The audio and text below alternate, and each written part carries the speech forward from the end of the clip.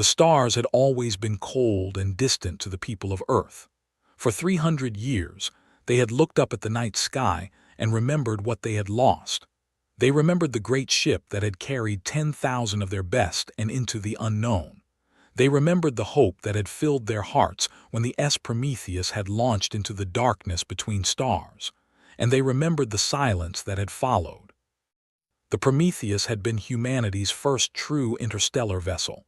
It was not fast by the standards of the galaxy. It was not powerful, but it had been theirs. Built with human hands, powered by human dreams, and crewed by humans who believed that their species could find a new home among the stars. The Empire had watched the launch with amusement. These humans were so young, so foolish. Their ship was primitive. Their technology was laughable. They had conquered 1,000 species across 10,000 worlds. They had ruled the galaxy for longer than humanity had existed. And they knew with absolute certainty that the Prometheus would fail. They were right.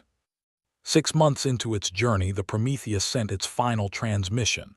The message was broken and filled with static. The crew reported strange readings.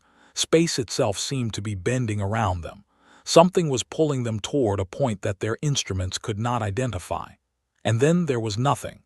The transmission ended. The ship vanished from every sensor in the galaxy. Earth mourned. The Empire used the tragedy as proof of what they had always said. Humans were inferior. Humans were weak. Humans needed the protection and guidance of their betters. And so humanity became a vassal species, bound to the Empire by treaties they had no power to refuse. 300 years passed. Earth changed. Humanity changed. But they never forgot the Prometheus. They never forgot the 10,000 souls who had vanished into the void, and they never stopped looking at the stars and wondering what had happened to their lost children. Admiral Iran was not thinking about humans on the morning that everything changed. He stood on the bridge of his flagship, the Imperial Conquest, and reviewed the reports from his patrol fleet. The Third Fleet was responsible for monitoring the outer edges of space. It was boring work. Nothing ever happened in this region.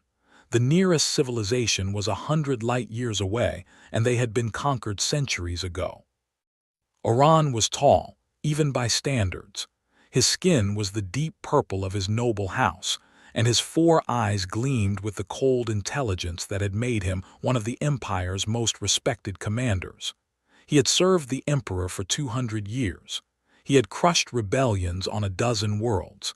He had earned every medal and honor that the Empire could give. And he was bored. The censor officer made a small sound of confusion. Iran turned his attention to her station. She was young, barely 50 years old, and her scales still had the bright sheen of youth. "What is it?" Iran asked. His voice was deep and carried the weight of centuries of command. "An anomaly, Admiral, at the edge of our sensor range. I am not sure what to make of it." Iran walked to her station and looked at the display. There was indeed something strange on the screen, a point of light that seemed to flicker in and out of existence. The readings made no sense. The object appeared to be both there and not there at the same time. "A sensor malfunction," Iran said. "Run a diagnostic." "I already have, Admiral, 3 times. The sensors are functioning perfectly. Whatever this is, it is real." Iran frowned. In 200 years of service, he had seen many strange things, but he had never seen anything like this. The anomaly seemed to be growing, or perhaps it was getting closer. It was hard to tell. "Send a probe," he ordered. The probe launched and sped toward the anomaly. The bridge crew watched in silence as it crossed the vast distance of space. Minutes passed. The probe drew closer and closer to the strange point of light. And then the probe simply stopped transmitting. "What happened?" Iran demanded.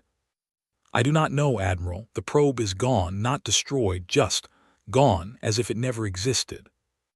Before Iran could respond, the anomaly changed. The flickering point of light suddenly expanded into a tear in the fabric of space itself. It was like watching reality split open. Colors that had no name spilled out from the wound in the universe. The bridge crew stared in horror and wonder as something emerged from the impossible light. It was a ship. But it was unlike any ship that Orion had ever seen. It was massive, larger than his flagship by a factor of 10.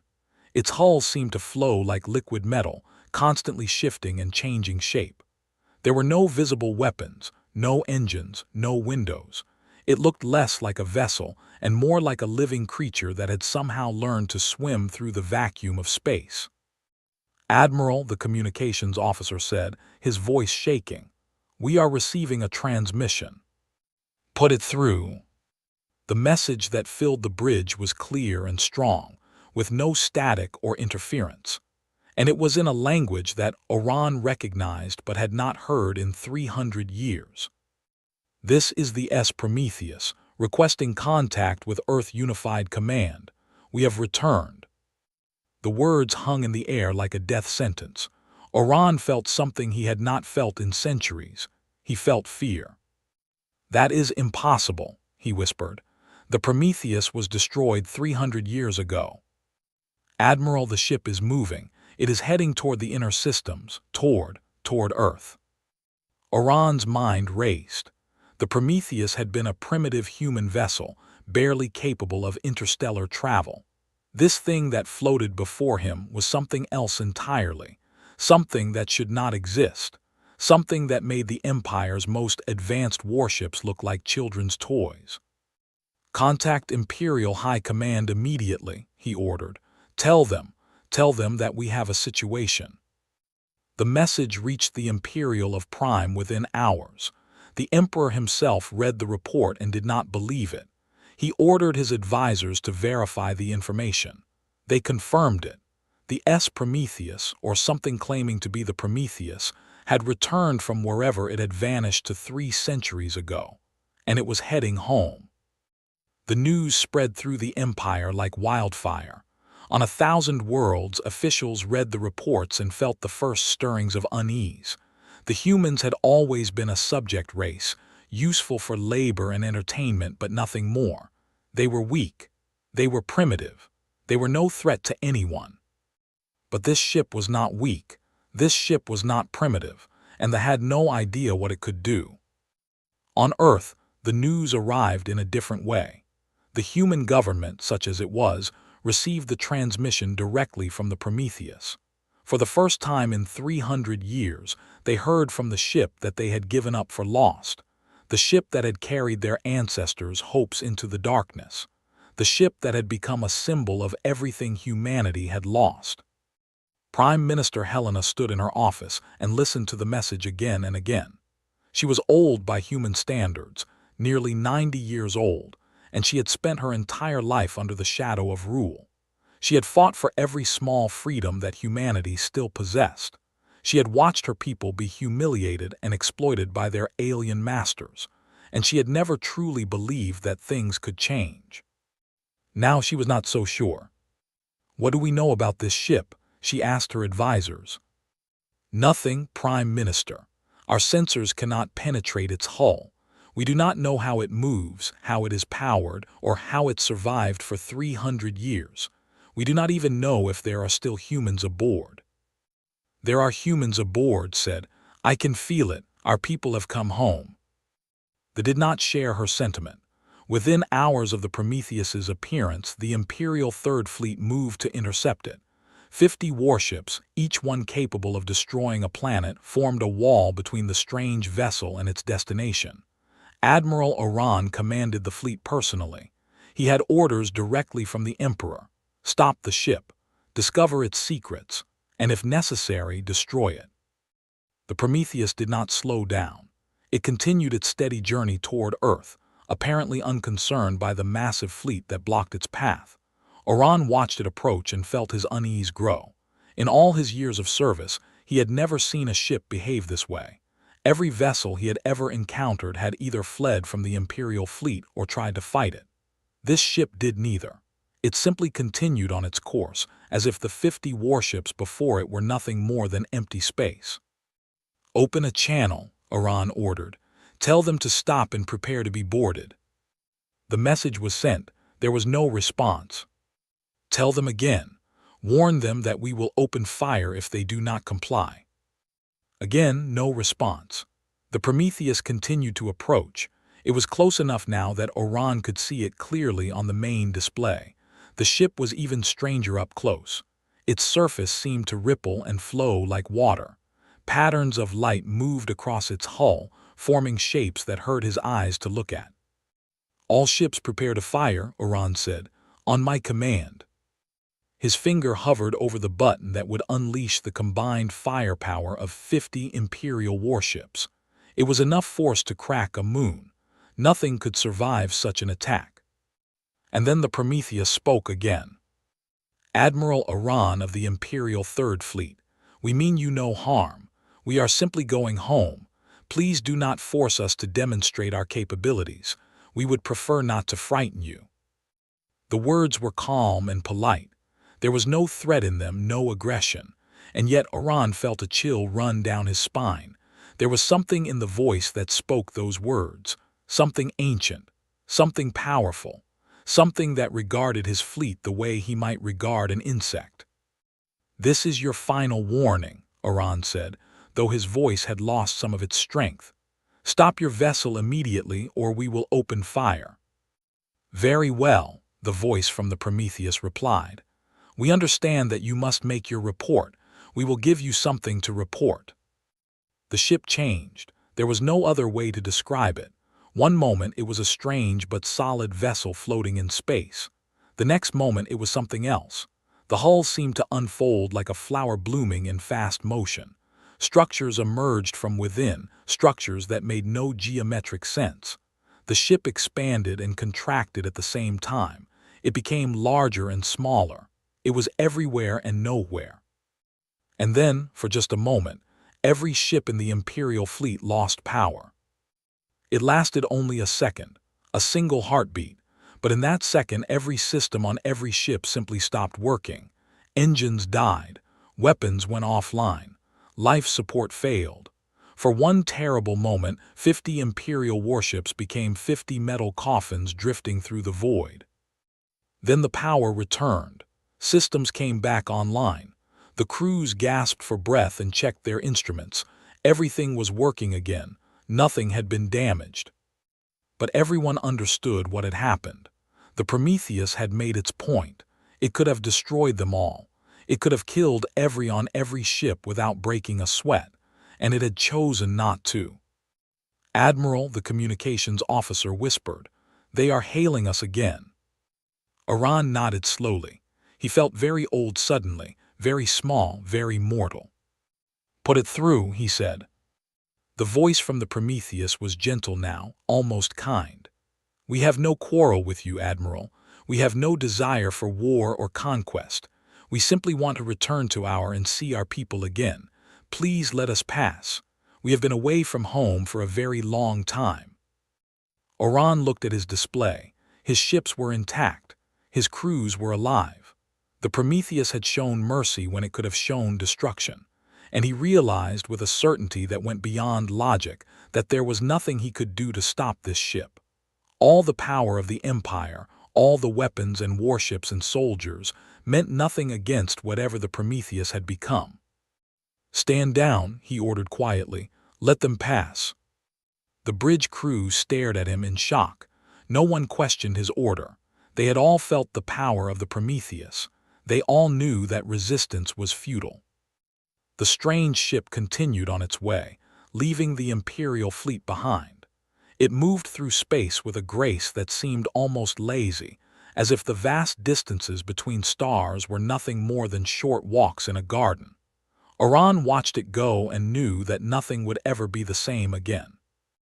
On Earth, people looked up at the sky and saw a new star appear. It was brighter than any star they had ever seen, and it was getting brighter by the hour. Word had spread about the Prometheus's return.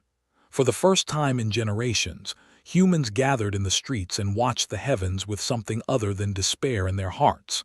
They watched with hope. Prime Minister received regular updates on the ship's progress. It would arrive in Earth orbit within 2 days. They were demanding that she refuse to let it land. The Emperor himself had sent a message ordering her to turn the ship away. She read his words and smiled. For the first time in her long life, she did not obey. "Tell the Emperor that Earth welcomes its lost children," she said. "Tell him that the Prometheus has come home." The Empire was furious. The Emperor raged and threatened and promised terrible punishment. But there was nothing he could do. His fleet had already tried to stop the Prometheus and failed. His weapons were useless against it. His power, which had seemed so absolute for so long, suddenly meant nothing. And on the Prometheus, Commander stood on the bridge and watched her ancestral grow larger in the. She was tall and dark-skinned, with eyes that held the wisdom of centuries and the fire of youth. Her ancestors had been among the original crew of the Prometheus. She had been born on the ship, in the strange place between places where they had spent 300 years. She had never seen Earth with her own eyes.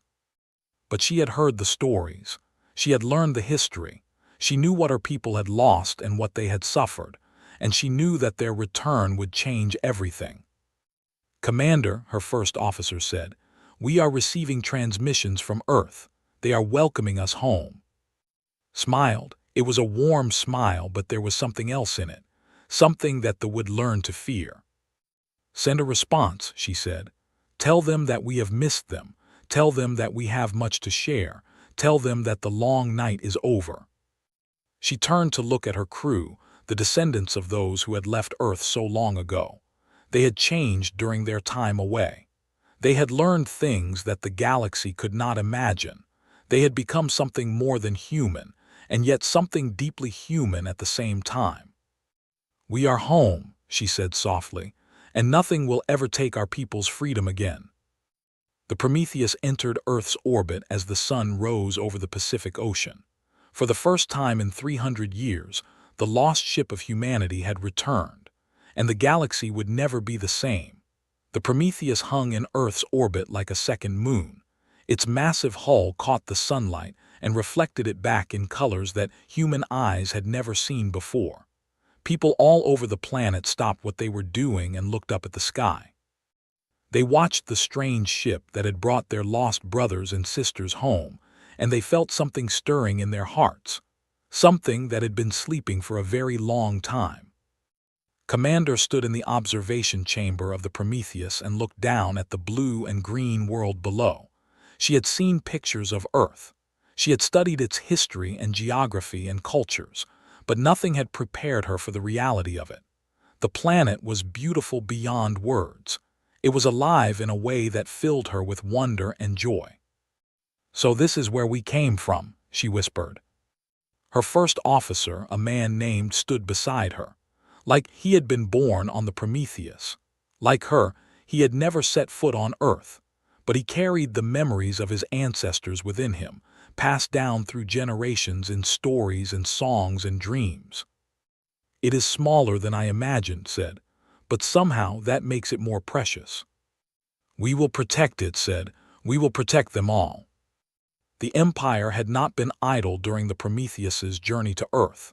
Messages flew between the imperial and every corner of the galaxy. Emergency meetings were held, strategies were debated, and finally, a decision was made. The Emperor would meet with the humans personally. It was an unprecedented move. The Emperor of the had not met with a subject species in over 1,000 years.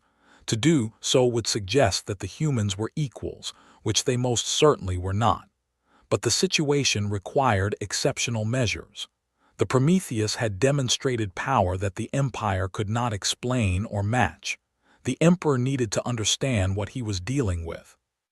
The Imperial summons arrived on the Prometheus within hours of the ship entering Earth orbit. The Emperor demanded that the commanders of the vessel present themselves at the of Prime. They would explain where they had been, how they had acquired their technology, and surrender all knowledge to the Empire. Failure to comply would result in severe consequences for Earth and all humanity. Read the message and laughed. It was a genuine laugh, warm and musical, with no anger or bitterness in it. The Emperor's threats were so small, so limited. He had no idea what he was dealing with. Shall we ignore it? Asked. No, said. We shall accept. It is time for them to understand what humanity has become. The news that the Prometheus would travel to Prime caused panic in the imperial government. They had expected the humans to refuse. They had hoped that the threat of punishment would force them to reveal their secrets from a distance. Now they had to actually host these strange humans on their most sacred world. The emperor ordered his best scientists, his most skilled diplomats, and his most powerful warriors to prepare for the meeting. Every advantage the empire possessed would be on display. The humans would be overwhelmed by the might and majesty of they would understand their place in the galaxy. The Prometheus arrived at Prime 3 days later. The journey should have taken weeks using conventional technology. The ship covered the distance as if it were nothing at all. One moment it was orbiting Earth, and the next it was floating in the space above the Imperial. Prime was an impressive world. They had spent shaping it into a monument to their power. Massive cities covered every continent. Orbital stations circled the planet like rings around a gas giant. Warships beyond count patrolled the space around it, their weapons always ready, their crews always vigilant. And yet, when the Prometheus appeared, all of that power seemed suddenly small. The ship did not request permission to enter orbit. It did not respond to the hundreds of challenges sent by the defense fleet. It simply moved to the position it wanted and stopped there, hanging in space like a silent judgment. On the surface of Prime, Emperor watched the ship through the great window of his throne room. He was ancient by any standard, over 2,000 years old, kept alive by technologies that most species could not imagine. His purple skin had faded to a pale violet with age, and his 4 eyes were clouded and dim. But his mind was still sharp, still cruel, still hungry for power. "Bring them to me," he commanded. His servants hesitated.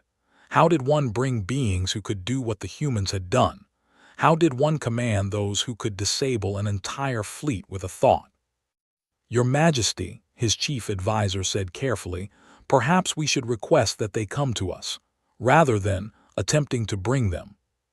The emperor glared at his advisor, but he understood the wisdom in the words.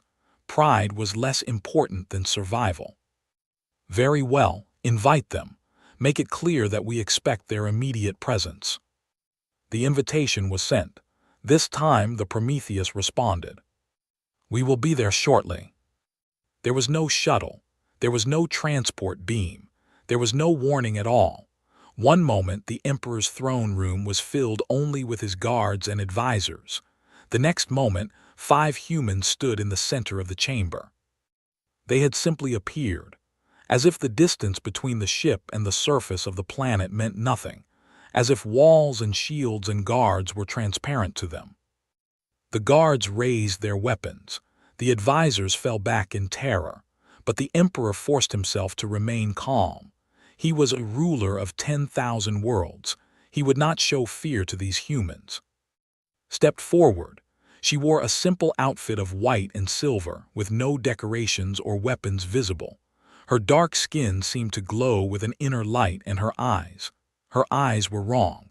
They were human eyes, but they held depths that should not exist. Looking into them was like looking into the space between stars. "Your Majesty," said. Her voice was polite and respectful. "Thank you for your invitation. We are honored to meet the ruler of such a vast empire." The emperor studied her for a long moment. He had lived for 2,000 years. He had faced rebellions and invasions and assassination attempts beyond count. He had learned to read beings of every species, to see their weaknesses and their fears. He could read nothing from this woman. "You are the commander of the vessel that appeared in our space?" he asked. "I am. My name is. I am the 7th commander of the Prometheus since our departure from Earth." "Where have you been for 300 years?" Smiled. It was a gentle smile, patient and kind, like a teacher smiling at a curious student. "That is a difficult question to answer, Your Majesty. The place we found ourselves in does not have a name that translates into your language, or ours for that matter. We fell through a crack, I suppose you might call it, a flaw in the fabric of reality, and we found ourselves somewhere else. Somewhere else, the Emperor repeated. What does that mean? It means we were no longer in this universe. We were in a place between places, a realm where the rules of reality are different, where time and space and matter behave in ways that your scientists would call impossible. The Emperor leaned forward on his throne. This was what he wanted to know. This was the secret that would give him power beyond imagination. And in this place, you learn to do the things you have done, to disable entire fleets, to travel across the galaxy in moments, to appear from nothing. Yes, said, and so much more. Then you will share this knowledge with the Empire. Your species is under our protection. All technologies developed by subject races belong to us. This is the law. Smile did not waver, but something changed in her eyes. The patience remained, but there was something else now.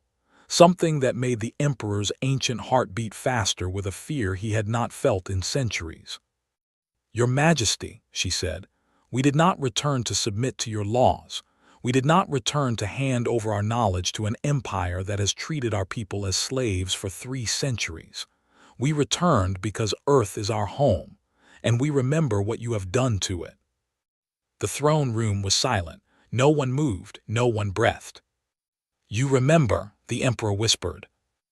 Everything. We remember the treaties you forced our ancestors to sign.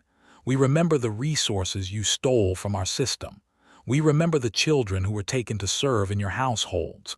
We remember the scientists who were forbidden from pursuing their research. We remember the dreams that were crushed, the hopes that were destroyed, the spirits that were broken. Stepped closer to the throne. The guards moved to stop her, but she passed through them as if they were made of smoke. They tried to grab her, but their hands found only empty air. She stopped directly in front of the Emperor, close enough to touch him if she wished. We remember 300 years of suffering, and we will not forget. The Emperor's hands gripped the arms of his throne so tightly that his claws left marks in the ancient metal. He wanted to call for his guards, to order them to destroy these humans, to burn their ship from the sky. But he knew it would be useless. He had seen what the Prometheus could do. He understood, perhaps for the first time in his long life, that he was facing something he could not defeat. What do you want? He asked. His voice was barely a whisper. Step back. Her smile returned, warm and almost sad. We do not want your empire, your majesty. We have no interest in ruling others. We simply want to return to our home and help our people remember what they are capable of. We want to teach them what we have learned. Not your weapons or your technologies, but something far more valuable. We want to teach them how to be free. And if I refuse, if I order my fleets to destroy Earth, if I decide that humanity is too dangerous to be allowed to exist, then you will fail, said simply. Your fleets cannot harm us. Your weapons cannot touch us. You could send every ship in your empire against the Prometheus, and it would change nothing. We would simply move Earth somewhere you could never find it, or we would move your ships somewhere they could never return from, or we would do something else that your minds cannot even imagine. She paused and looked around the throne room, at the gathered advisors and generals and nobles who had spent their lives believing that the Empire was the greatest power in the galaxy. We do not wish to be your enemies. We have no desire for revenge or destruction, but we will protect our people. No matter what you do, no matter what you threaten, Earth is our home and humanity is our family, and we will not let anyone hurt them again. The Emperor sat in silence for a long time. His advisors whispered among themselves, their fear evident in every gesture. His generals looked at their weapons and knew that they were useless. His entire world, everything he had built over 2,000 years, suddenly seemed fragile and small. You speak of teaching, he finally said. What will you teach them? Everything, replied. How to think in new ways, how to see the universe as it truly is, how to reach beyond the limits that you placed on them. It will take time. Generations, perhaps, but humanity will grow. We will learn. We will become something new.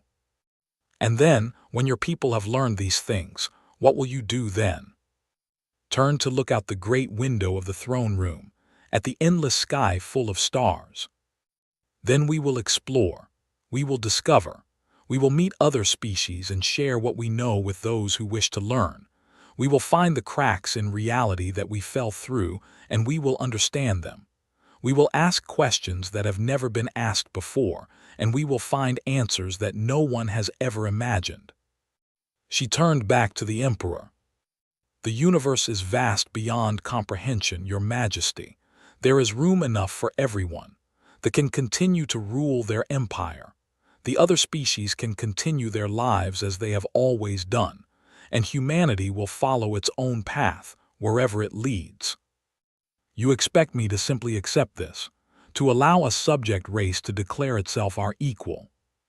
We do not ask for your acceptance, said. We do not need your permission. We are simply telling you what is going to happen. You can choose to accept it peacefully, or you can choose to fight against it and fail. The choice is yours. The emperor looked at her for a long moment. He had conquered worlds. He had crushed rebellions. He had ruled with absolute power for 2,000 years, and now, for the first time, he was being told that his power meant nothing. He could rage against it. He could send his fleets and his armies and his weapons against these humans. He could burn and destroy and kill. And it would change nothing. Leave, he said quietly. Return to your world, do what you will. We will not interfere. Bowed her head slightly. Thank you, Your Majesty. I hope that someday, when the anger and fear have faded, we can meet again as friends rather than as master and subject. I doubt that day will ever come. Perhaps not, but hope is a very human thing. We have learned never to let go of it. She turned to her companions, the 4 other members of the Prometheus crew who had stood silently throughout the meeting. They all smiled at her, their eyes holding the same strange depths as hers. Let us go home, she said. And just like that, they were gone. The throne room was empty except for the humans had vanished as completely as they had appeared, leaving nothing behind but the memory of their words and the weight of their promises. The emperor sat on his throne for a long time after they left. His advisors spoke to him, but he did not hear their words. His generals made plans for defense and attack, but he knew they were meaningless. His empire, which had seemed eternal and invincible, had suddenly become just one small piece of a much larger puzzle. Far away, the Prometheus turned toward Earth. On its bridge, stood with her crew and watched the stars stream past. Do you think he will keep his word? Asked. For now, said, fear is a powerful motivator, but eventually he will try something. They always do. And when he does, smiled, then we will remind him why he should not. But until then, we have work to do. Our people are waiting for us. They have forgotten so much over the past 300 years. They have forgotten how to dream. They have forgotten how to hope. They have forgotten what they are capable of. She looked at the small blue dot that was growing larger in the planet that her ancestors had called home. It is time to help them remember. The Prometheus entered Earth's orbit once more, and the work of awakening humanity began. The shuttle descended through Earth's atmosphere like a falling star. People in cities across the globe stopped and stared as the bright light streaked across the sky. They knew what it was. They had been waiting for it. For the first time in 300 years, humans from the Prometheus were coming down to walk on their ancestral soil. Commander watched through the shuttle's window as the ground rose up to meet them. She saw oceans and mountains and forests. She saw cities that stretched from horizon to horizon, their lights glittering even in the daylight. She saw the scars too, the places where factories had been built to feed the Empire's hunger for resources, the areas where forests had been cleared and rivers had been drained, the wounds that 3 centuries of exploitation had left on the planet. It is different from the pictures, she said softly. Sat beside her, his face pressed against his own window. The pictures were from before, before the Empire came. "We will heal it," said. "We will heal all of it." The shuttle landed in a field outside the city of New Geneva, which served as humanity's capital under rule. Thousands of people had gathered there, pressing against the barriers that had been set up to keep them back. Soldiers stood guard, their faces nervous, their weapons ready. No one knew what to expect from these returned travelers. No one knew if they were still truly human. Was the first to step out of the shuttle. She stood at the top of the ramp and looked out at the sea of faces before her. So many people, so many of her people, who had never seen the stars except as distant lights in the sky, who had been told their entire lives that humanity was weak, that humanity was inferior, that humanity needed the protection of their alien masters. She took a deep breath. The air smelled different here. It smelled of life and growth and home. And then she walked down the ramp and set foot on Earth for the first time. The crowd was silent for a moment. They watched this tall, dark-skinned woman with her strange eyes and her calm smile. They saw the others following behind her, men and women who moved with a grace that seemed almost unnatural. They felt something pass over them, a wave of warmth and welcome and love that seemed to come from nowhere and everywhere at once. And then someone in the crowd began to cry, then another, and another. Soon, thousands of voices were raised in tears and cheers and shouts of joy. The barriers fell as people pushed forward, not to attack but to embrace, to touch these lost children who had finally come home. Found herself surrounded by hands reaching out to her. Old hands, young hands, hands calloused by work and hands soft from comfort. She touched as many as she could, and with each touch she sent a small gift, a feeling of hope, a spark of wonder, a memory of what humanity had once dreamed of being. Prime Minister Helena pushed through the crowd, her security team struggling to keep up with her. She was old and frail, but her eyes were bright with tears as she approached. "You came back," she whispered. "After all this time you came back." Took the old woman's hands in her own. "We never truly left. Every day, in everything we did, we carried Earth in our hearts.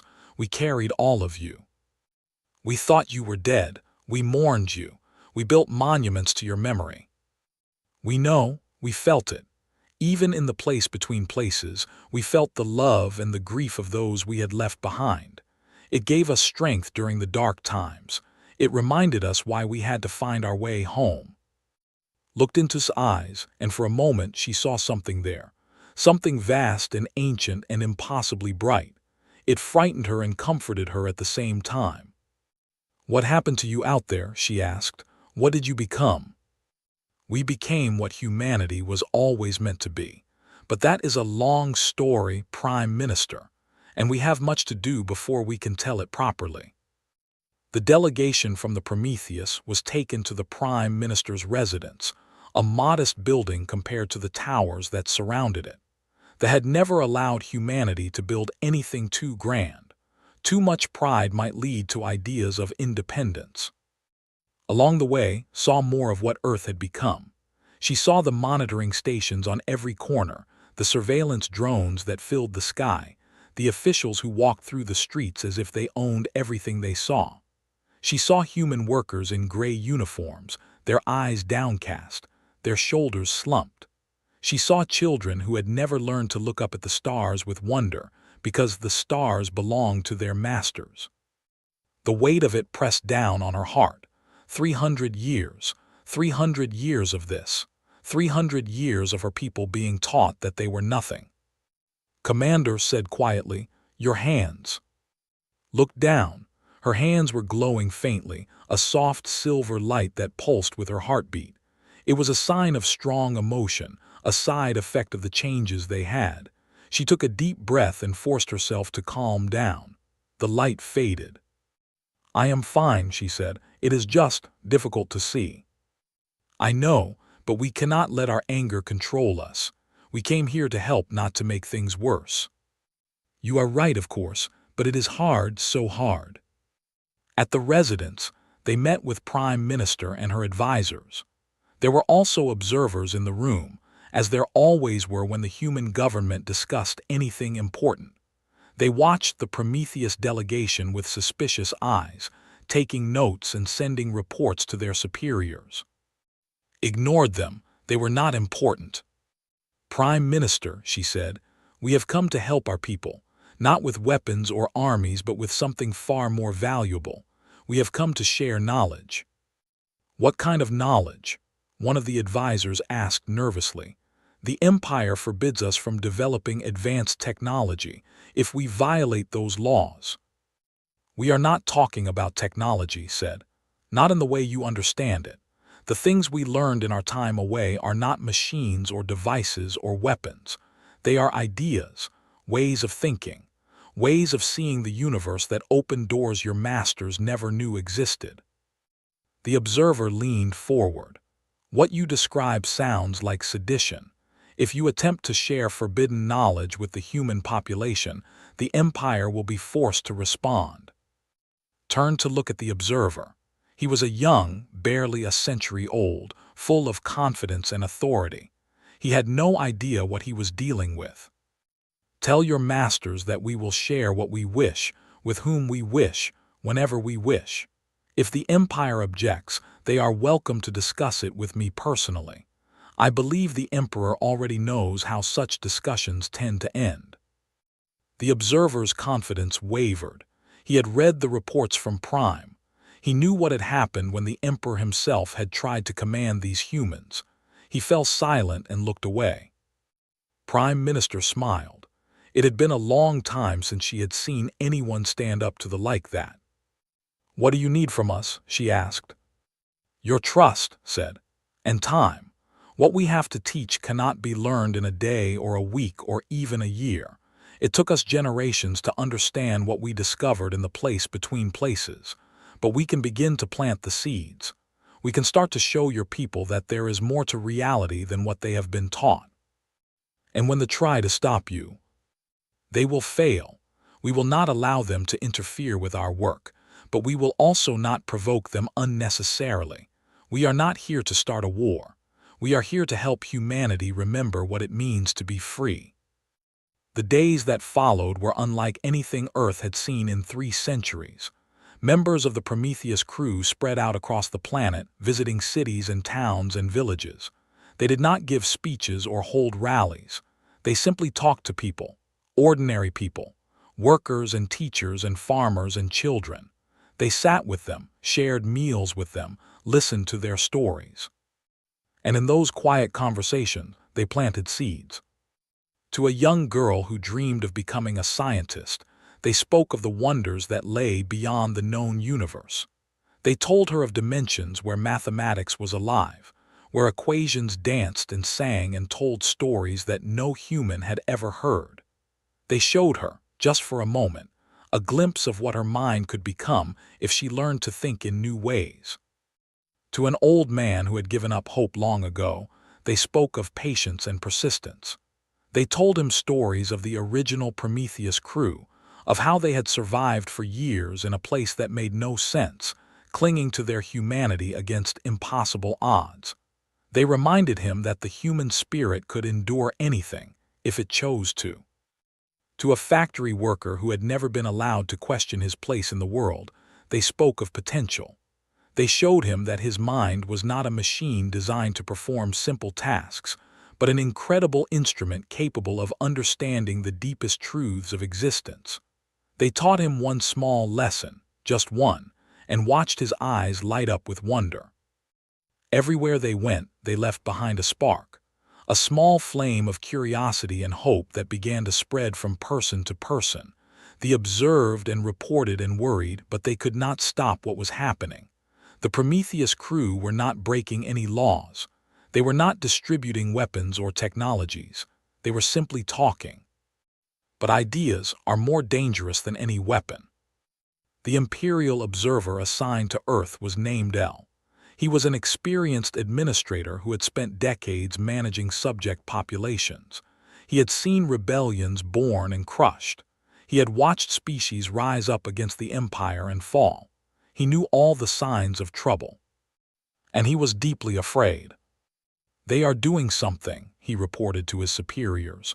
"I cannot identify exactly what it is. They speak in riddles and metaphors.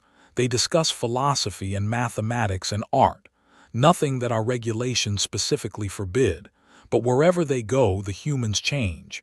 They become different." "Different how?" his superior demanded. "They start to question things. They look at the sky with new eyes. They speak of possibilities that should be beyond their understanding. It is as if the Prometheus crew are awakening something that has been sleeping in the human species." "Can you arrest them? Find some violation, some excuse to stop them?"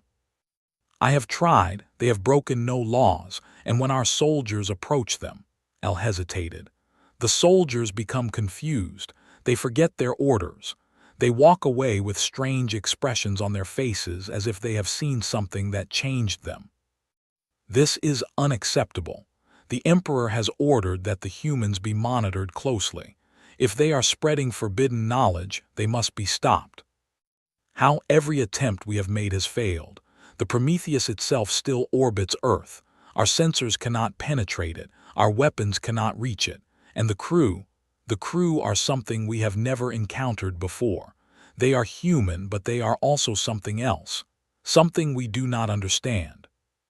The silence on the other end of the communication was long and heavy. "Continue to observe," his superior finally said. "Report everything. The Emperor will decide what action to take." Knew they were being watched. She felt the eyes on her wherever she went. She sensed their fear and their anger and their confusion. But she did not stop. She could not stop. Every day she saw more evidence of what the Empire had done to her people. Every day she met humans who had forgotten how to dream. One evening she found herself in a small village on the edge of a great forest. The forest itself was dying, poisoned by waste from a nearby processing facility that extracted metals for the Empire. The village had once been beautiful, its residents had told her. Now it was gray and silent, and the children coughed from the pollution in the air. An old woman approached her as the sun set. Her name was Maria, and she had lived in the village her entire life.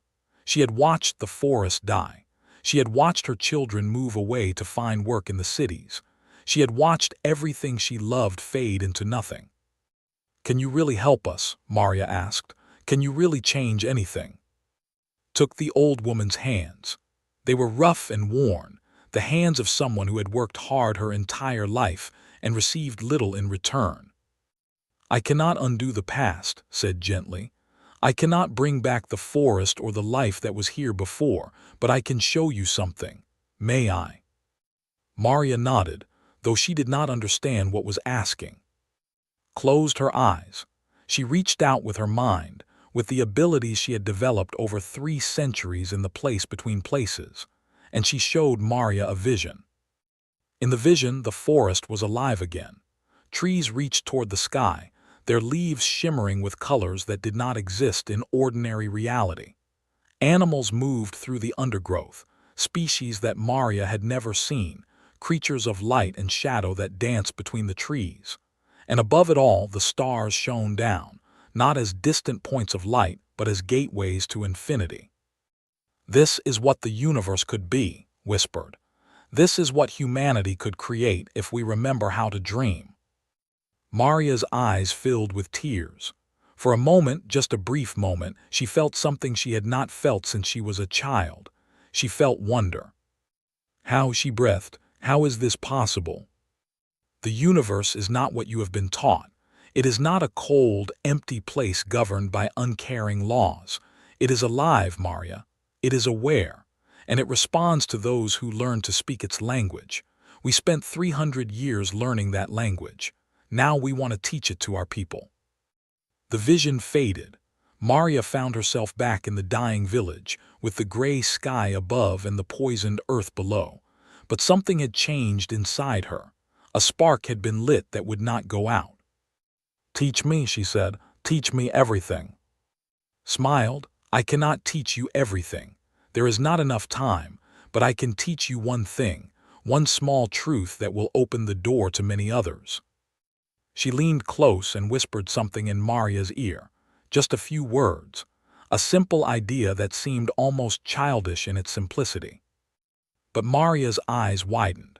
She repeated the words to herself, turning them over in her mind, and suddenly she understood. It was as if a locked door had swung open, revealing a room full of treasures she had never known existed. "I see," she whispered, "I see." "Tell others," said. "Share what you have learned, not the words themselves but the understanding behind them. Help them find their own doors to open. But they will try to stop us. Let them try. Ideas cannot be killed. Once a truth is known, it cannot be unknown. The spark we are planting will spread from person to person, village to village, city to city. It will take time, but eventually it will light a fire that no empire can extinguish." Maria looked at with new eyes. She saw the woman from the stars not as a savior or a conqueror, but as something else. A gardener, perhaps, someone who planted seeds and trusted them to grow. "Thank you," Maria said. "Thank you for coming home." "Thank the universe," replied. "It was the universe that brought us back. We are only its messengers." High above Earth, the Prometheus watched and waited. On its bridge, monitored reports from crew members across the planet. Everywhere, the same thing was happening. Humans were beginning to wake up. They were beginning to remember. The process was slow, but it was real. "They are increasing their surveillance," he reported. "They know something is happening, they just do not know what." Nodded. She had just returned from the village, and the memory of Maria's shining eyes still warmed her heart. "Let them watch," she said. "Let them report. Let them worry. By the time they understand what we are doing, it will be too late to stop it. And if they try something desperate, if they attack Earth directly, they will not, they fear us too much. And even if they did, we would protect our people, whatever it takes." Smiled. "You sound very confident." "I am. We spent 300 years in a place that should have destroyed us. We survived. We grew. We became something new. They have ruled for 2,000 years because no one has ever challenged them. They do not know how to deal with something they cannot conquer or control." She looked out at the stars, at the infinite blackness filled with infinite possibilities. Humanity is waking up, and when we finally open our eyes, the universe will never be the same. Below them, on a small blue planet that had been a prison for 300 years, the seeds of change took root and began to grow. The Emperor's patience had reached its limit. 6 months had passed since the Prometheus returned to Earth. 6 months of reports that made no sense. 6 months of watching humanity slowly transform into something the Empire could not understand. 6 months of fear growing in the hearts of those who had ruled the galaxy for 2,000 years. Emperor summoned his high council to the throne room of Prime. The most powerful beings in the Empire gathered before him, their faces grave, their minds troubled. Something had to be done about the humans, something decisive. "The situation is no longer acceptable," the Emperor declared. His voice was stronger than it had been during his last meeting with the humans. Time and anger had restored some of his fire. "These returned humans have been spreading their influence across Earth for half a year. Our observers report that the population is changing. They are becoming rebellious. They are beginning to question our authority." "Perhaps a show of force," suggested Admiral Iran, who had been recalled from the outer territories to advise the council. "A fleet demonstration to remind them of our power." "And if they disable our fleet again, as they did before?" asked the Minister of Internal Security. "The entire galaxy would see our humiliation." "Then we do not send a fleet," said another voice. It belonged to Grand Scientist, the head of the Empire's research divisions. "We have spent these past months studying every scrap of information about the Prometheus. I believe I have found a weakness." The Emperor leaned forward. "Speak." Stepped into the center of the chamber. He was old, nearly as old as the Emperor himself, and his scales had faded to a pale gray. But his mind was still sharp, still hungry for knowledge. The Prometheus crew have demonstrated remarkable abilities. They can appear and disappear at will. They can disable technology with a thought. They can plant ideas in the minds of others. But in all of this, they have shown one consistent behavior. They do not kill. They do not destroy. They demonstrate their power, but they always hold back. "You think this is a weakness?" the Admiral asked skeptically. "I think it is a choice, and choices can be exploited. If the humans from the Prometheus refuse to cause harm, then we can push them to a point where they must either abandon that principle or allow us to act against them. We can force them to reveal the limits of their power." "How?" the Emperor demanded. "We do not attack the Prometheus. We attack Earth itself, not with warships that can be disabled, but with something more subtle, something that will force the humans to make an impossible choice." The plan took 2 weeks to prepare. They moved quietly, secretly, using their most trusted agents and their most advanced technology. They did not send a fleet. They did not make threats. They simply put into place a series of devices hidden across Earth, devices designed to do one thing when activated. They would destroy all life on the planet. The devices were biological in nature, designed to release a plague that would spread faster than any cure could be developed. They had used such weapons before, against species that refused to submit. It was a final solution, reserved for the most stubborn problems. The humans would have a choice: surrender the Prometheus and all of its secrets, or watch their die. Since the threat before they made their announcement, she was sitting in the garden of a small house in South America, teaching a group of children to see the mathematics that lay hidden in the patterns of flowers, when a cold feeling washed over her. It was like a shadow passing across her heart, blocking out the warmth of the sun. She stood suddenly, her eyes distant. "Something is wrong," she said. The children looked at her with confusion. They had grown used to her strange ways, her moments of distance when she seemed to be listening to voices they could not hear. But this was different. This was fear. "Stay here," she told them. "Do not be afraid, everything will be all right." She closed her eyes and reached out with her mind, searching for the source of the darkness she had felt. And she found it. Not one source, but hundreds, thousands. Points of death scattered across the planet, waiting to be awakened. "No," she whispered, "they would not dare." But they had. The announcement came an hour later, broadcast on every channel in every language. "People of Earth, this is a message from your protectors, the Empire. We have discovered evidence that the crew of the Prometheus have been engaging in acts of sedition against imperial authority. This cannot be tolerated. We offer the following terms. The Prometheus and all of its crew will surrender themselves to imperial custody within 24 hours. If they refuse, we will be forced to take action to restore order on Earth. We hope such measures will not be necessary." The message was vague, but understood its true meaning. They had found a way to hurt humanity without facing the Prometheus directly. They had turned Earth itself into a hostage. She appeared on the bridge of the Prometheus moments later, her face grim. "They have done something terrible," she said too. "There are weapons hidden all over the planet, biological weapons. If we do not surrender, they will kill everyone." His face went pale. "Can we find the devices, destroy them?" "There are too many, thousands of them, and they are designed to activate if tampered with. Even if we found them all, we could not disable them safely. They have been clever." "Then what do? We cannot surrender. If they take the Prometheus, they will have access to everything we learned. They will become unstoppable." Was silent for a long moment. She looked out at Earth, the blue and green jewel that her people called home. Millions of lives hung in the balance. Everything they had worked for over the past 6 months, all the seeds they had planted, all the hope they had kindled, could be wiped out in an instant. "Call the crew," she finally said. "All of them, we need to talk."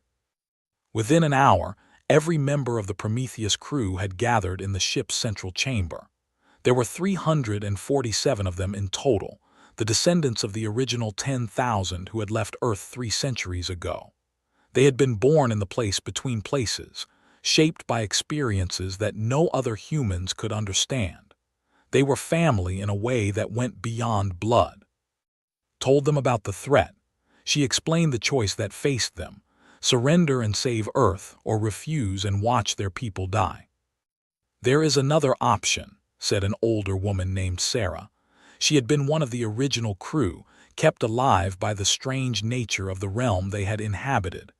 "We could demonstrate the full extent of our abilities. We could remove them from Earth permanently."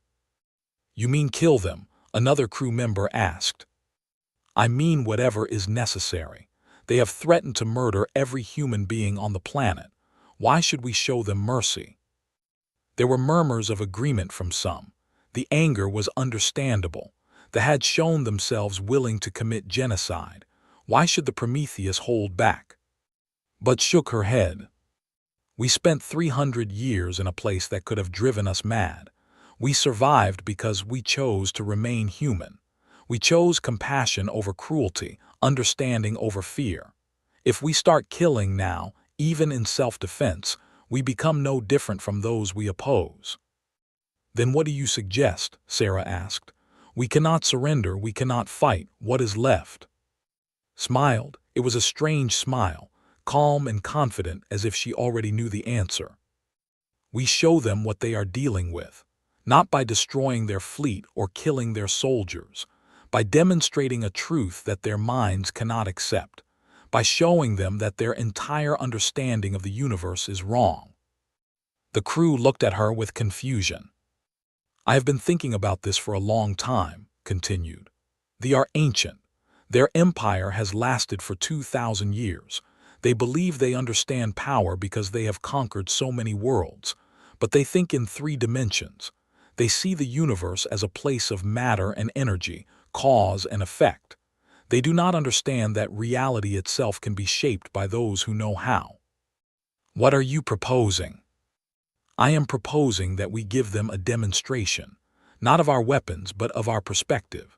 We will show them something so far beyond their understanding that they will have no choice but to accept that they cannot defeat us. And then we will offer them a choice of their own." The plan took shape over the next few hours. The crew of the Prometheus worked together, combining their abilities in ways they had never attempted before. What they were about to do would require all of them, every mind and heart working in perfect harmony. As the deadline approached, the fleet gathered around Earth. 47 warships, the same number that had first confronted the Prometheus, formed a ring around the planet. Admiral Iran commanded from his flagship, watching the strange ship that hung in orbit like a challenge to everything he believed. "They have not responded to our demands," his communications officer reported. "The deadline is in 1 hour. "Begin the final countdown," the admiral ordered. "If they do not surrender, activate the devices." "Admiral, are we certain about this? If we release the plague, every human on the planet will die." Iran's 4 eyes narrowed. They brought this upon themselves. The Empire must maintain order. The Empire must be obeyed. The minutes ticked away. On the surface of Earth, people looked up at the sky and prayed. They did not know the details of the threat, but they sensed that something terrible was about to happen. They hoped that the strange beings from the Prometheus could save them. They hoped that somehow everything would be all right. On the Prometheus stood at the center of the chamber, surrounded by her crew. They had joined hands, forming a circle that pulsed with gentle light. Their eyes were closed, their minds linked in a unity that no ordinary human could understand. "It is time," said. And the universe shifted. The fleet was the first to notice. One moment, their ships were floating in the familiar darkness of space, surrounded by the familiar light of familiar stars. The next moment, everything was different.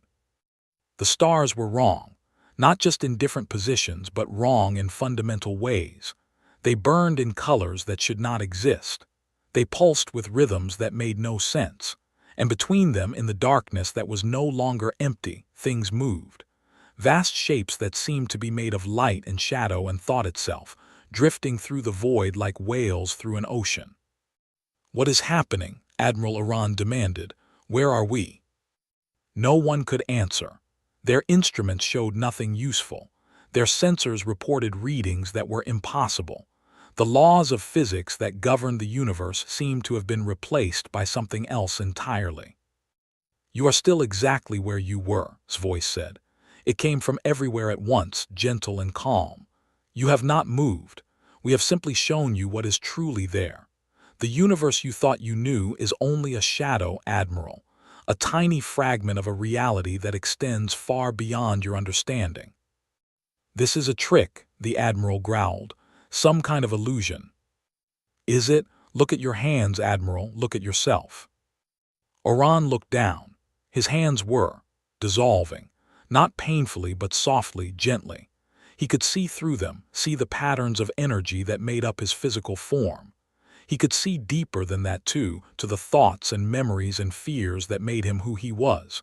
He could see all the way down to the fundamental mathematics that underlied his very existence. "What are you doing to me?" he whispered. "Nothing. We are simply showing you the truth. You are not solid, Admiral. You are a pattern, a very complex, very beautiful pattern written in the language of the universe. Everything is. Every star, every planet, every living being, and patterns can be rewritten." The Admiral watched in horror as his hands reformed, becoming solid once more. But he knew now that the solidity was an illusion. He knew that he was nothing but information, nothing but data in an infinite cosmic equation. "Why are you showing me this?" he asked. "Because you need to understand something. We could rewrite your pattern right now. We could erase you from existence with a thought. We could do the same to your fleet, your empire, your entire species. We have that power. We gained it in the place between places, where we learned that reality itself is just another kind of story." The Admiral felt cold, colder than he had ever felt in his long life. "But we will not do that," continued. "Not because we cannot, but because we choose not to. Because we remember what it means to be human. Because we know that power without wisdom is just another form of blindness." The strange vision began to fade. The stars returned to their normal colors. The vast shapes between them disappeared.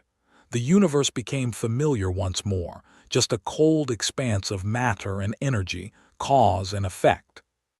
But the memory remained, the knowledge that everything they thought they knew was wrong. "Here is our offer," Admiral said. "You will deactivate your weapons. You will withdraw your fleet from Earth space. You will release humanity from all treaties and obligations to the Empire. In return, we will not demonstrate the full extent of what we can do. We will allow the Empire to continue existing." "The Emperor will never accept this," the Admiral said, but his voice was weak. "The Emperor will accept it because he has no choice. You have seen what we are capable of. You know now that your weapons mean nothing to us. Your fleets mean nothing. Your entire empire is nothing but a pattern that we could erase if we wished. And if we refuse, if we activate the weapons anyway, then we will unmake them. We will reach into every device you have hidden on Earth and rewrite their patterns into something harmless. We will do the same to your ships, your stations, your weapons across the galaxy. We will reduce the Empire to nothing more than a collection of worlds with no way to threaten anyone ever again." The Admiral was silent for a long moment. He thought about everything he had seen. He thought about the patterns that made up his existence, the fragile web of information that he had always believed was solid reality. He thought about power and what it truly meant. "I will relay your terms to the Emperor," he finally said. "See that you do. You have 1 hour to deactivate your weapons and begin your withdrawal. If you do not, we will assume you have chosen the harder path." The communication ended. Admiral Oran stood on his bridge, surrounded by officers who had seen the same impossible things he had. None of them spoke. None of them knew what to say. On Earth, people watched as the fleet began to move. Not toward the planet, but away from it. Ship after ship, pulling back from their positions, forming up for a retreat that no one had expected. Prime Minister received a message moments later. The biological weapons were being deactivated. Technicians were revealing their locations so that humans could safely remove them. The Empire was withdrawing. What happened? She asked the Prometheus representative who brought her the news. We reminded them of something they had forgotten, the woman said with a smile. We reminded them that there are things in the universe more powerful than conquest, and we showed them that humanity has found those things. Looked up at the sky, at the stars that had always seemed so distant and cold. For the first time in her long life, they seemed close. They seemed like neighbors. They seemed like home.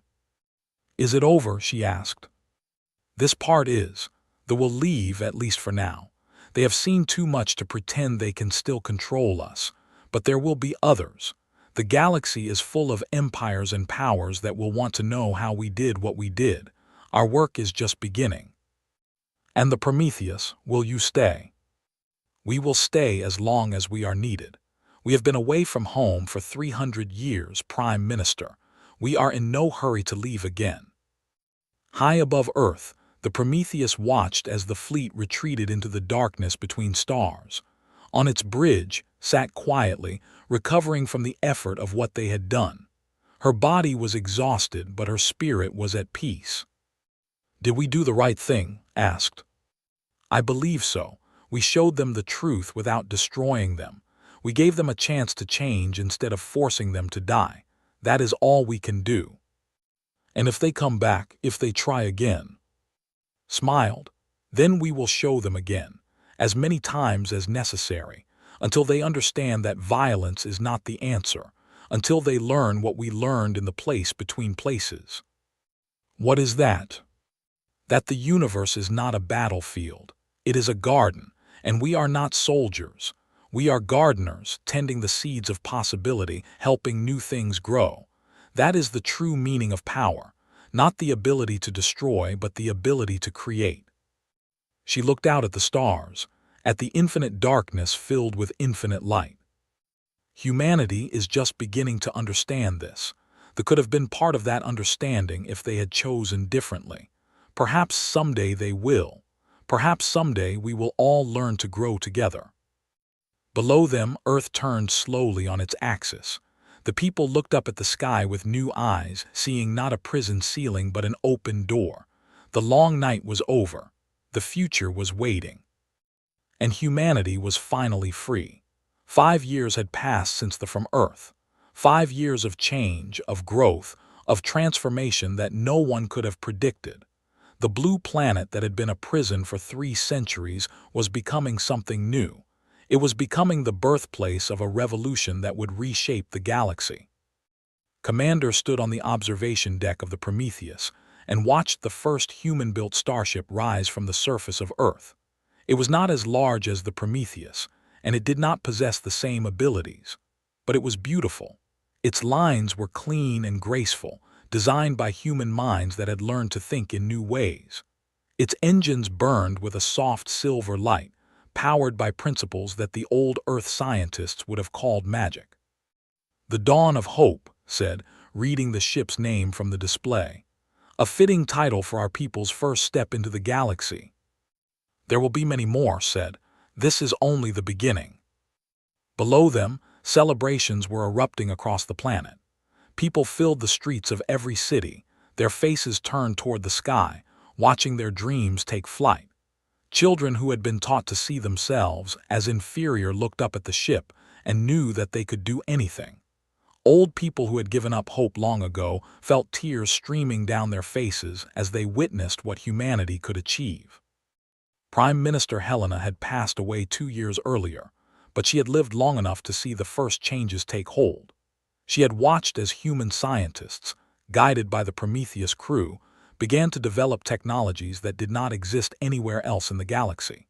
She had seen schools transformed into places of wonder, where children learned not just facts and figures, but entirely new ways of understanding reality. She had felt the spirit of humanity awakening from its long sleep. Her last words had been simple: "We are free now, stay free." The new prime minister, a young woman named, had taken those words to heart. Under her leadership, Earth had begun to reach outward. Diplomatic missions were sent to other species in the region, not as subjects of but as equals. Trade agreements were negotiated. Alliances were formed.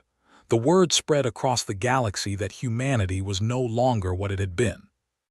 The Empire watched from a distance, uncertain and afraid. The Emperor had not forgotten what the Prometheus had shown him. The vision of reality dissolving into patterns, of everything he believed being revealed as illusion, haunted his dreams. He had ordered his scientists to study what the humans were doing to try to understand their power. But the more they learned, the less they understood. "It is not technology," Grand Scientist reported in frustration. "It is not even science as we know it. They have found a way to interact with the fundamental structure of reality itself. Our physics cannot explain what they are doing. Our mathematics breaks down when we try to model it." "Then how do we defend against it?" the Emperor demanded. "We do not. We cannot. They are operating on a level that is beyond our reach. If they decided to destroy us, there is nothing we could do to stop them." "Then why do they not?" Was silent for a long moment. He had spent 5 years studying the humans, watching their progress, trying to understand their philosophy. And slowly, reluctantly, he had begun to believe that they meant what they said. "Because they truly do not want to," he finally said. "They have power that we cannot imagine, and they choose not to use it for conquest. They choose to teach instead. They choose to help instead of hurt. It is a kind of wisdom that we have never encountered before." The Emperor did not respond. He sat on his throne and thought about power and what it meant. For 2,000 years, he had believed that power was the ability to destroy. They had conquered the galaxy through strength and fear. They had built an empire on the broken backs of lesser species. And now he was faced with a species that had found a different kind of power. A power that did not need to destroy to prove itself. A power that chose compassion over cruelty, creation over destruction. He did not understand it. He was not sure he ever would. But for the first time in his long life, he wondered if there might be another way. On Earth, the transformation continued. The Prometheus crew had kept their promise to teach, not with lectures or books, but with experience. They showed humans how to look at the universe differently. They guided them through mental exercises that opened doors to new ways of thinking. They shared the insights they had gained during their 300 years in the place between places. It was not easy.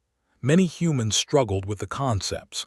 Their minds had been shaped by centuries of limitation, taught to think in small terms, to accept boundaries that did not really exist.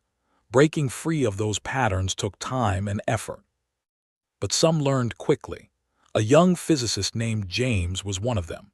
He had been working in a processing plant when the Prometheus returned, his brilliant mind wasted on tasks that any machine could perform. A member of the crew had found him and seen his potential.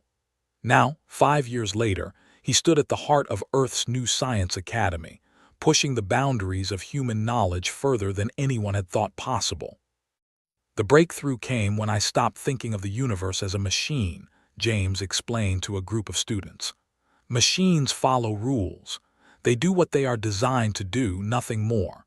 But the universe is not a machine. It is more like a story that we are all writing together." His students looked at him with wide eyes. Some of them understood immediately. Others struggled, their minds still bound by old ways of thinking. But all of them felt something stirring inside them, a sense of possibility that their parents and grandparents had never known. Visited the academy often. She walked among the students, answering questions, offering guidance, planting seeds of understanding wherever she went. It filled her with joy to see how far humanity had come in such a short time. The species that had been crushed under rule for 3 centuries was rising, stronger and brighter than it had ever been before. "Do you ever regret it?" asked her one evening as they walked through the academy gardens. "Returning, I mean. We could have stayed in the place between places forever. We could have continued to explore and learn and grow. Instead, we came back to this small world with its small problems." Smiled. "These problems are not small. They are the most important problems in the universe. How do you teach a sleeping species to wake up? How do you help beings who have been taught they are worthless to see their own value? These are the questions that matter. But we could have done so much more out there. We could have explored the infinite reaches of reality, discovered truths that no being has ever known. And what would be the point? Knowledge that is not shared is meaningless. Power that is not used to help others is empty. We learned so much during our time away, but the most important thing we learned was this: we are not separate from each other. We are all connected, all part of the same vast pattern. When one of us suffers, we all suffer. When one of us rises, we all rise." She looked up at the stars, at the infinite darkness that was no longer dark to her eyes. Our people needed us. They needed to know that they were not alone, that they had not been forgotten. They needed to see that there was more to existence than serving others. We could not abandon them to that fate, not when we had the power to change it. Nodded slowly. He had struggled with the same questions himself, especially in the early days after their return. But watching humanity transform over the past 5 years had convinced him that they had made the right choice.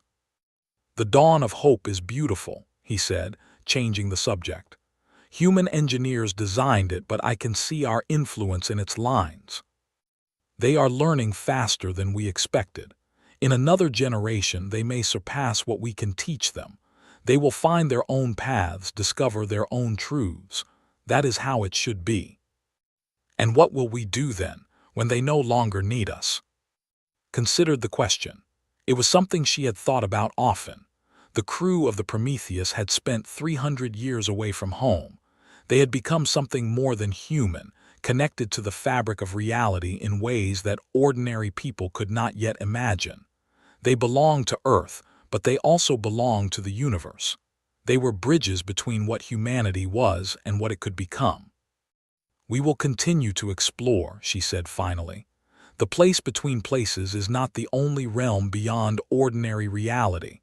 There are others, infinite others. We will seek them out, learn what they have to teach, and bring that knowledge back to share." An endless journey. Yes, but not a lonely one. We will always have each other. We will always have home to return to. And eventually, when humanity is ready, some of them will join us. The universe is vast. There is room for all of us. The months that followed brought more changes. Human ships began to travel beyond the solar system, reaching out to nearby stars and the worlds that circled them. Some of these worlds were empty, waiting to be settled. Others were home to species that had been under rule even longer than humanity. To these species, the human visitors brought hope. There were one such race. They had been conquered by the over 5,000 years ago, their civilization destroyed, their people scattered across a dozen colony worlds where they served as laborers and servants. They had forgotten what freedom felt like. They had forgotten that they had ever been anything more than slaves. A human delegation visited there, which they had turned into a massive mining operation. The who met them were broken and afraid, unable to believe that anyone would help them. "Why do you come here?" their elder asked. "They will punish you for speaking to us. They will punish us for listening." "They no longer control what humanity does," the delegation leader said. She was a young woman named one of James' students. "And they will not punish you either. We are here to offer you a choice." "What choice do slaves have?" "That is exactly what we want to show you. You are not slaves. You never were. They told you that you were inferior, that you needed their guidance, that you were nothing without them. They lied. Every species in this galaxy has value. Every being has the potential to grow and learn and become more than they are." The elder stared at her with eyes that had seen countless centuries of suffering. He wanted to believe her, But hope was a dangerous thing for someone who had been hurt so many times. "How can you know this?" he asked. Smiled. She reached out and took the elder's hand. And then very gently she showed him what she had learned. Not the advanced concepts that human scientists were developing, but something simpler, something more fundamental. She showed him the pattern of his own existence, the beautiful complexity of his thoughts and memories and dreams.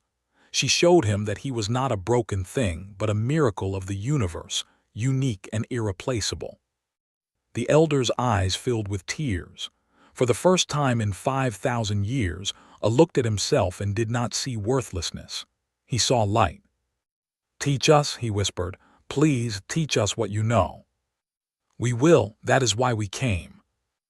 News of the human mission to the spread across the galaxy. Other species began to reach out, asking for help, asking for knowledge, asking for hope. They watched helplessly as their empire began to crumble, not through war or conquest, but through something they had never anticipated. The species they had ruled were waking up. They were remembering their worth. They were learning that there were other ways to live than under the boot of a conqueror. Emperor summoned his council one final time. He was older now, weaker. The fear that had haunted him since the Prometheus demonstrated its power had taken its toll. He no longer had the strength or the will to fight. "The empire is falling," he said, "not to weapons or armies but to ideas. The humans have spread their philosophy to every corner of the galaxy. Our subjects no longer fear us. They no longer believe they need us. What do we do?" His advisors were silent. They had no answers. Everything they had built over 2,000 years was crumbling, and there was nothing they could do to stop it. "Perhaps," Grand Scientist said slowly, "it is time to consider a different path." "What do you mean?" "The humans do not seek to destroy us. They never have. They offer knowledge to any who wish to learn, even their former enemies. Perhaps it is time for them to learn as well." The Emperor stared at him. The suggestion was unthinkable. They were the masters of the galaxy, not students. They did not learn from lesser species. But were humans lesser? After everything he had seen, after the vision that still haunted his dreams, could he really believe that? "You suggest that we humble ourselves before those we once ruled." "I suggest that we survive. The empire as we knew it is over. We can fight against the inevitable and be destroyed, or we can adapt and become something new. The humans say that all beings have the potential to grow, perhaps even the—" The Emperor was silent for a long time. He thought about power and what it truly meant. He thought about the patterns that made up his existence, the fragile web of information that could be rewritten by those with the knowledge. He thought about 2,000 years of conquest and domination, and the empty throne it had left him sitting on. "Contact the humans," he finally said. Tell them we wish to talk." On Earth received the message with a mixture of surprise and hope. She had not expected them to reach out, not so soon. But she had always believed that even the most stubborn minds could change, given enough time. "They want to meet," she told. "They want to learn." "Can we trust them?" "We can give them a chance. That is all anyone can ask for. The path they choose to walk is up to them." She looked out at the sky, at the stars that were no longer distant points of light but doorways to infinity. Humanity was spreading across the galaxy, sharing what they had learned, helping others remember their worth. They were learning to dream again. They were considering a new path. Everything was changing. "Do you remember what we felt when we first fell into the place between places?" she asked. "The fear, the confusion, the sense that everything we knew was wrong." "I remember. We thought it was the end. We thought we were lost forever. But it was not the end. It was the beginning of a journey that would transform us and bring us back home stronger than we ever imagined." She smiled, and in her eyes could see the same light that had guided them through 300 years of wonder and discovery. "This is another beginning, not just for humanity but for everyone, For every species in the galaxy. We are all waking up. We are all starting to remember what we truly are. And what is that? Turn to look at him. This man who had been her friend and companion for centuries, who had shared every moment of their incredible journey. We are the universe becoming aware of itself. We are patterns of light and thought written in the language of existence. We are infinite potential waiting to be realized. And most importantly, we are not alone. We never have been. She reached out and took his hand. The place between places taught us that everything is connected. Every star, every planet, every being in every corner of reality. We are all part of the same vast story, and the story is just beginning. Far below them, on the surface of Earth, a young girl looked up at the night sky. She saw the stars shining down on her, and for the first time in her life, she felt that they were welcoming her. She felt that they were calling to her, inviting her to come and explore, to learn and grow and become more than she had ever dreamed. She smiled and made a wish that would carry her to the stars, to the place between places, to the infinite wonders that waited beyond the edge of everything she knew. And somewhere in the darkness between the stars, the universe smiled back. The long night was over, humanity was awake, and the future was waiting, bright and beautiful and full of endless possibility. This was not the end of the story. It was only the beginning.